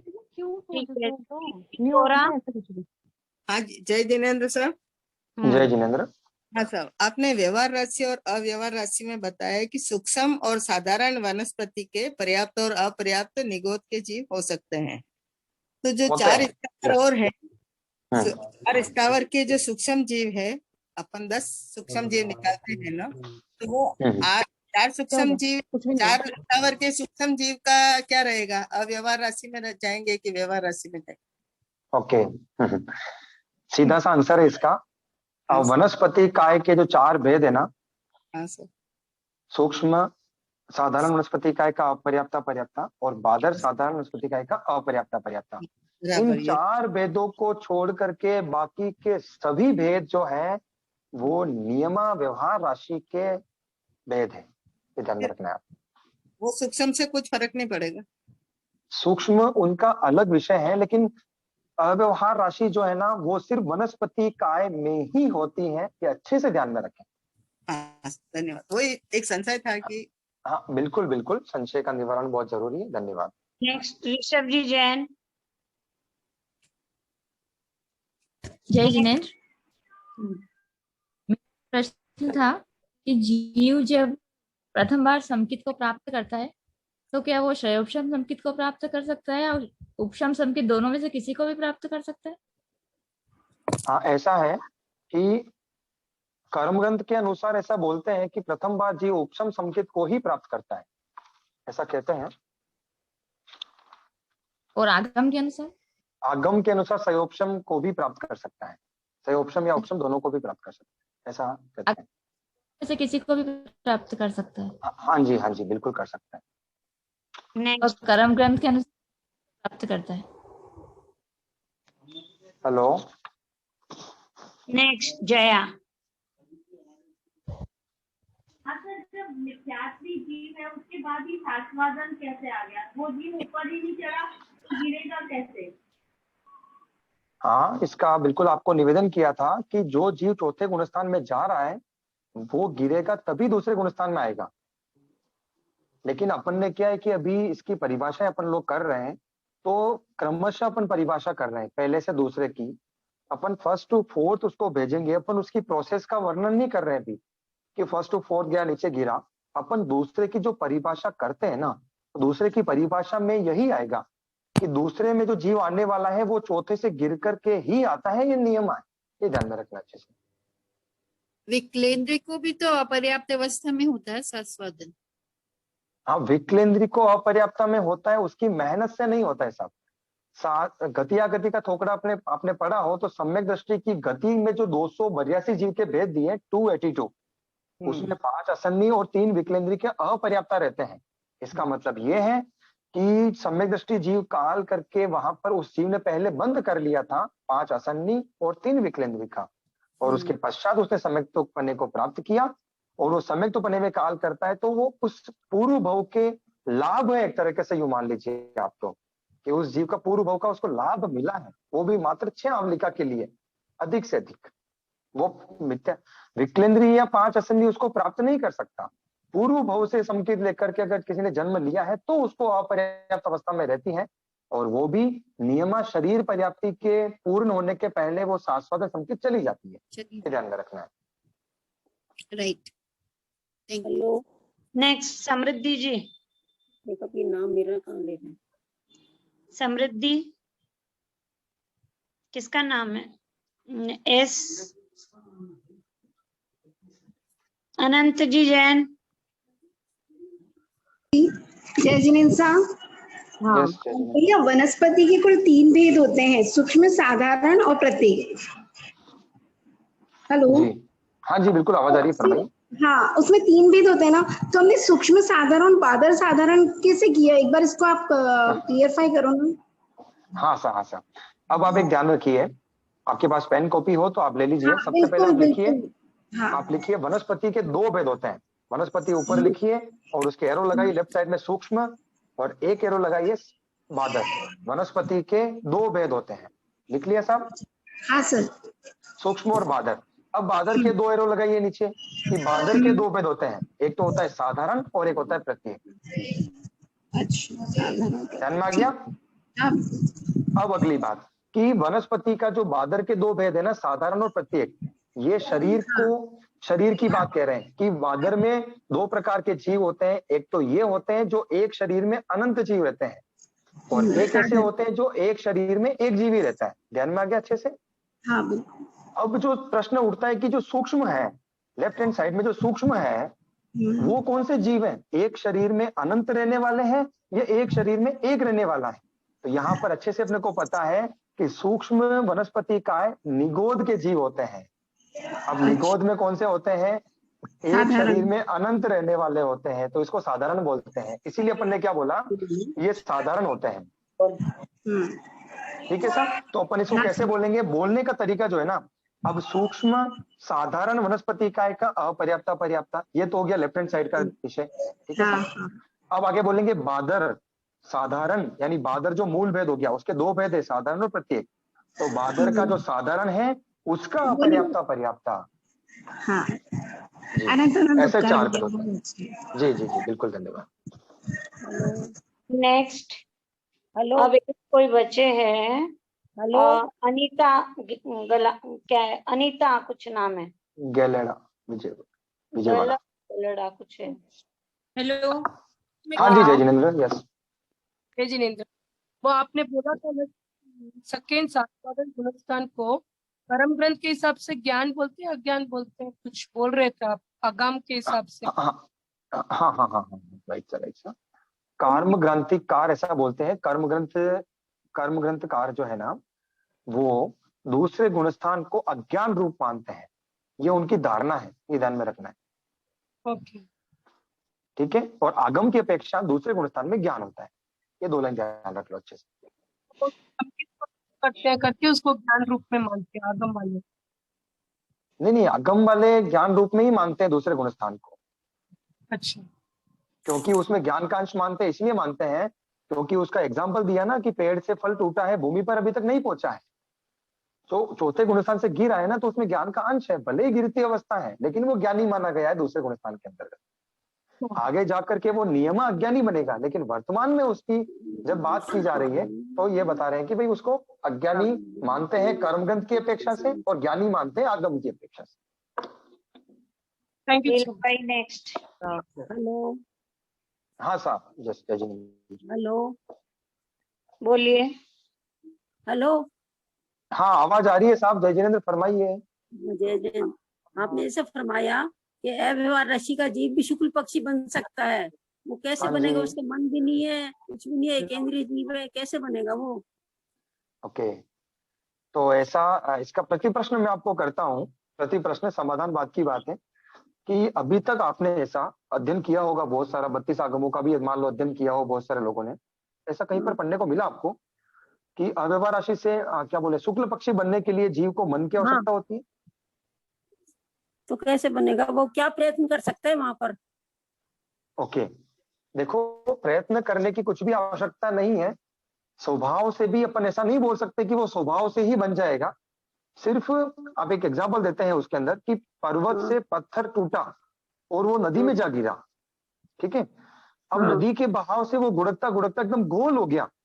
अब उस पत्थर ने गोल होने के लिए क्या मेहनत की, ये बताइए आप। नहीं की। नहीं मेहनत की है, वो गुड़का है, ये ध्यान रखना है। कुछ तो अगर उसका ऐसा बोल कर्म देंगे होगा कि ना। उसने कुछ भी मेहनत नहीं की है, यस यस बिल्कुल, अगर ऐसा कहेंगे कुछ भी मेहनत नहीं की, तो जैन दर्शन के जो 5 समवाय हैं वो सिद्धांत अपना पूरा का पूरा प्ररूपित नहीं हो पाएगा। तो उसने मेहनत तो अपने को, पुरुषार्थ तो उसको मानना ही है, लेकिन वो मन वाला हो, वचन वाला हो, ये जरूरी नहीं है। क्योंकि वो संसार को बीताना है, संसार को बीताने के लिए जन्म मरण करे करे भी बीता सकता है जीव। आपको अच्छे से पता है कि एकेंद्रीय में जीव अगर मान लो काय स्थिति की अपेक्षा लगातार रहे तो अनंत काल तक रह सकता है, असंख्यात उद्गल परावर्तन काल तक। तो उसको काल बिताने के लिए मन की आवश्यकता पड़ती है क्या? नहीं पड़ती है। इसीलिए शुक्ल पक्षी बनने के लिए क्या बोलते हैं, संसार को बीताना और सीमित संसारी बन जाना, इसके लिए मन वचन आदि की आवश्यकता नहीं है। इसीलिए वहां पर वो अपर्याप्त अव्यवहार राशि में भी वो बन सकता है, कोई बाधा वाली बात नहीं। बिना प्रयत्न के, बिना प्रयत्न के, बिना पुरुषार्थ उसमें है, जन्म मरण करना, भवों को, भव तो उसने किए है ना, वो उसका प्रयत्न है, समय को उसने बिताया है ना। तो कोई पर्टिकुलर जीव बनेगा ना, हर कोई तो बन नहीं सकता उसमें। हाँ, सभी जने नहीं बन सकते, इसका तो कहीं कहा नहीं अभी तक कि सभी जीव बन जाए, लेकिन बन भी सकते हैं, ऐसा ध्यान में रखना है आपको। कि होता क्या है ना, देखो ऐसा होता है कि कभी कुछ सिद्धांत अपन ने कभी सुने नहीं होते ना, तो वो जल्दी से समझ में नहीं आते हैं। कि आपने कभी सुना नहीं होगा कि अव्यवहार राशि में भी शुक्ल पक्षी बन सकता है। अब आप इसको अच्छे से फिट कर लो। पहले बोले क्या है 25 बोल में? गति 4। गति 4 ऐसा कैसे रट लो कि अव्यवहार राशि में भी क्या बन सकता है जीव, शुक्ल पक्षी बन सकता है। और अधिकांश काल वह अव्यवहार राशि में बिता सकता है और उसके पश्चात जल्दी से वो बने और कुछ भोग करके मोक्ष जाए, ऐसा भी हो सकता है। ये ध्यान में रखना है आपको अच्छे से। धन्यवाद साहब, बहुत बहुत। ये मेरे को कंफ्यूजन था, बहुत अच्छा कर दिया आपने सवाल। अव्यवहार राशि में भवी अभवी दोनों होते हैं क्या? ये हाँ, अव्यवहार राशि के अंदर सिर्फ भवी जीव ही होते हैं। अव्यवहार राशि में सिर्फ भवी जीव ही होते हैं। व्यवहार राशि में भवी और अभवी दोनों होते हैं। तो जो अव्यवहार राशि का आप बोले ना, जो शुक्ल पक्षी बनता है, तो वो भवी, अब मैं समझा नहीं, क्या बोले, क्या फरमाया? यानी निगोद के जीव सब भवी होते हैं? निगोद के जीव क्या सभी अव्यवहार राशि वाले होते हैं क्या? एक बार आप बताइए वापस मुझे। निगोद में अब दोनों प्रकार की राशि होती है ना? हाँ, यस, बस इस हिसाब से आप प्रश्न पूछेंगे तो बहुत अच्छा रहेगा। निगोद में दोनों प्रकार की राशि होती है।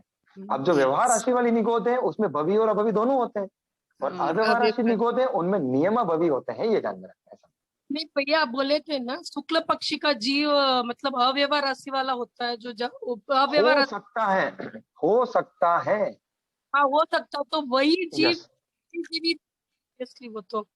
वो तो आराम से हो जाएगा, क्योंकि भवी जीव ही है वहां पर, तो जाएगा वो तो आराम से हो जाएगा। शुक्ल पक्षी कोई बात ही नहीं है ना जी। इसको अच्छे से याद करो, समझो और चर्चा करना, ठीक है साहब? और कोई प्रश्न हो तो बताइए साहब। एक भाव में कितनी बार मिश्र गुण स्थान में आ सकता है मनुष्य? किस चीज की बात कर रहे हैं? एक भाव में मिश्र गुण स्थान में कितनी बार जीव आ सकता है? एक भाव में मिश्र गुणस्थान के अंदर मुझे भी ध्यान में नहीं आ रहा है इसका आकर्ष द्वार। बहुत बार आ सकता है, अनेक बार, ऐसी कोई बाधा वाली बात नहीं है। क्वांटिटी में आपको कल बता दूंगा, ठीक है सर? ओके, थैंक यू जी। और कोई प्रश्न? जय जी धर्मेंद्र जी, धर्मेंद्र जी। हाँ साहब। सर एक प्रश्न मेरा है। हेलो। हाँ साहब फरमाइए। हाँ साहब फरमाइए। कौन बोल रहा है? ये अर्ध पुर्दकल परिवर्तन समय क्या होता है, ये समझाइए ना। ओके, अर्ध पुद्गल परावर्तन काल जो होता है, आपने सुना होगा पुद्गल परावर्तन काल, सुना है आपने? नहीं। 4.5 तक पिछ लेते हैं, 5-7 नहीं, कैसे? हाँ जी फरमाइए, क्या बोल रहे हैं? नहीं समझ में नहीं आ रहा ये परावर्तन। धर्मेंद्र भैया, हाँ नेहा दीदी, टाइम का भी ध्यान रखते हुए अभी 2-5 मिनट में अपन 5 मिनट का क्वेश्चन मेरा बता दीजिए आप। हाँ उसका आंसर मैं कर देता हूँ आपको। अपने पास मैक्सिमम अपन 6 मिनट रखते हैं इसको, 5 मिनट के बाद अपन ओवर कर देंगे क्लास। जो वर्गना होती है, 8 प्रकार की वर्गना बता रखी है। जब भी जीव कोई कर्म करता है तो वर्गनाओं को ग्रहण करके फिर कर्म करता है, ठीक है सर? और जो 8 प्रकार की वर्गना है, उन 8 प्रकार की वर्गनाओं को जीव जब भोग करके खत्म कर देता है, लोक में पूरा जो लोक है उसमें जो असंख्यात आकाश प्रदेश हैं, उन पूरे लोक के अंदर जो 8 प्रकार की वर्गनाएं ठसाठस भरी हुई हैं, उन 8 प्रकार की वर्गनाओं को जीव भोग करके पूरे लोक की वर्गनाओं को खत्म करते हैं। उतने में जितना काल लगता है उसको बोलते हैं पुद्गल परावर्तन काल। सब वर्गना को टच करता है, भोग करके खत्म करें। अच्छा, जैसे मनोवर्गना है तो उसको सोच करके खत्म करें, भाषा वर्गना है तो उसको बोल करके खत्म करें, ऐसी वर्गना है।